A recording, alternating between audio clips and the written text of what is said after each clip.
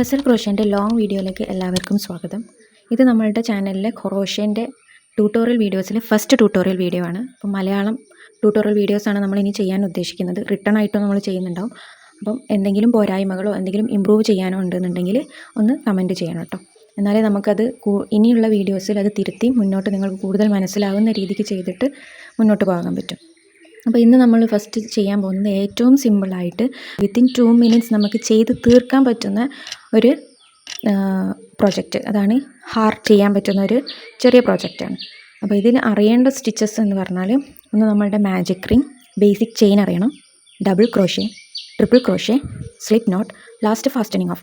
Fastening off നമുക്ക് എല്ലാ പ്രോജക്റ്റിൻ്റെ ലാസ്റ്റും എന്തായാലും ചെയ്യണം. അപ്പോൾ നമുക്ക് ഈ ബേസിക്സ് അറിയാത്തവരാരുണ്ടെങ്കിൽ നമ്മളത് ചെയ്യുന്നുണ്ടാവും. ഇനി കൂടുതൽ ഡീറ്റെയിൽഡ് ആയിട്ട് പറയണമെന്നുണ്ടെങ്കിൽ ബേസിക് ക്ലാസ്സസ് ബിഗിനേഴ്സ് ഒന്ന് കമൻറ്റ് ചെയ്തോളൂ കേട്ടോ. നമുക്കത് വരും വീഡിയോസിൽ പാർട്ടായിട്ട് ചെയ്യാം.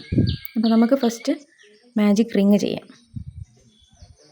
ഞാനിപ്പോൾ ഇവിടെ എടുത്തിട്ടുള്ളത് 3 mm ഒരു ക്രോഷേ നീഡിലാണ്.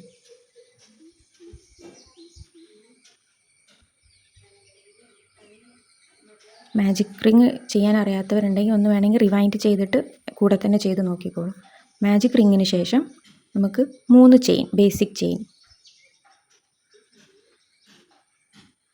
അതിനുശേഷം 3 ട്രിപ്പിൾ ക്രോഷേ,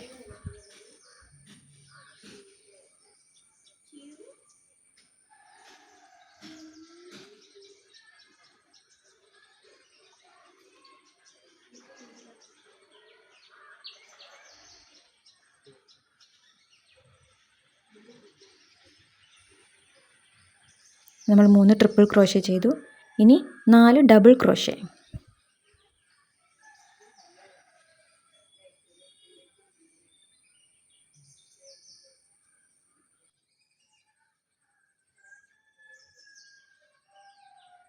അപ്പോൾ നമ്മൾ 3 ബേസിക് ചെയിൻ ചെയ്തു, 3 ട്രിപ്പിൾ ക്രോഷേ, 4 ഡബിൾ ക്രോഷേ. ഇനി 2 ചെയിൻ കൂടി എക്സ്ട്രാ ചെയ്യുക.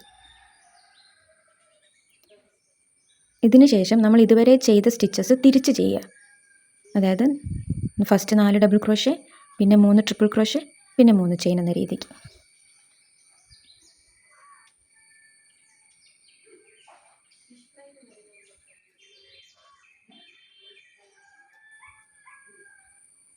നാല് ഡബിൾ ക്രോഷേ ആയി, 3 ട്രിപ്പിൾ ക്രോഷേ,